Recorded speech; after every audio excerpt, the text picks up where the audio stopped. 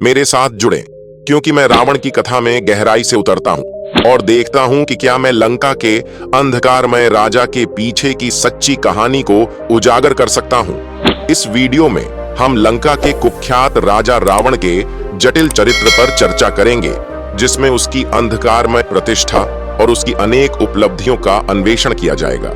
हिंदू धर्म में रावण को दानव राजा माना जाता है और उसे भगवान विष्णु का अवतार नहीं माना जाता। हालांकि कुछ मान्यताओं के मुताबिक रावण जय का अवतार था और उसका भाई कुंभकर्ण विजय का अवतार था।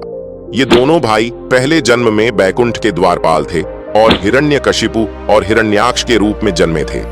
इनके दुराचार के कारण उन्हें पृथ्वी पर जन्म लेने का श्राप मिला था। इसके बाद दूसरे जन्म में ये रावण और कुंभकर्ण के रूप में पैदा हुए। भगवान विष्णु के अवतार भगवान राम ने रावण का वध किया था, लेकिन क्या वास्तव में ऐसा है? क्या वह केवल सत्ता का भूखा तानाशाह था या वह दिखने से कहीं अधिक था?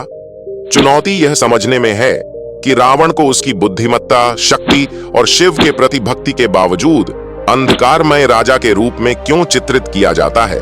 रावण की कहानी विरोधाभासों की एक जटिल कहानी है और उसके चरित्र को सही मायने में समझने के लिए उसके स्वभाव के धागों को सुलझाना आवश्यक है।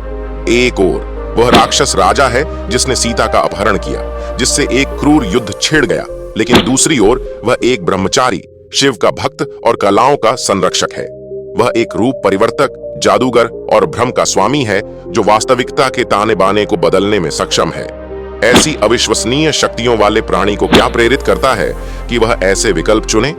रावण का अतीत रहस्य में डूबा हुआ है, लेकिन एक बात स्पष्ट है, वह एक प्रतिभाशाली विद्वान और एक कुशल रणनीतिकार था। उसकी बुद्धि बेजोड़ थी और वेदों और प्राचीन विद्या का उसका ज्ञान बेजोड़ था।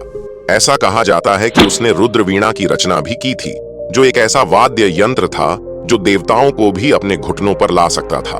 तो किस बात ने उसे अपने विद्वत्तापूर्ण कार्यों को त्यागने और विनाश और अराजकता के मार्ग पर चलने के लिए प्रेरित किया? क्या यह सत्ता की लालसा थी या मान्यता की इच्छा? शायद यह दोनों का संयोजन था। एक बात तो तय है, रावण का सत्ता में आना किसी उल्का पिंड से कम नहीं था। उसने देवताओं पर विजय प्राप्त की, यक्षों को हराया और एक ऐसा राज्य बनाया जो स्वर्ग से भी मुकाबला करता था। रावण का राज्य लंका इंजीनियरिंग और वास्तुकला का एक चमत्कार था। यह सोने का शहर था जिसमें ऊंचे शिखर और भव्य महल थे जो देवताओं की सुंदरता से प्रतिस्पर्धा करते थे। उनकी राजधानी त्रिकुटा को अद्वितीय सुंदरता का स्थान कहा जाता था, जहां आसमान इंद्रधनुष के रंगों से रंगा हुआ था और संगीत और हंसी की आवाज हवा में भरी हुई थी। लेकिन भव्यता के मुखौटे के नीचे रावण का राज्य अंधकार का एक कड़ाहा था, जहां उत्पीड़ित और दलित अपने जीवन के डर में रहते थे। हम रावण की पृष्ठभूमि, सत्ता में उसके उदय और सीता के अपहरण सहित उसके विवादास्पद कार्यों का पता लगाएंगे।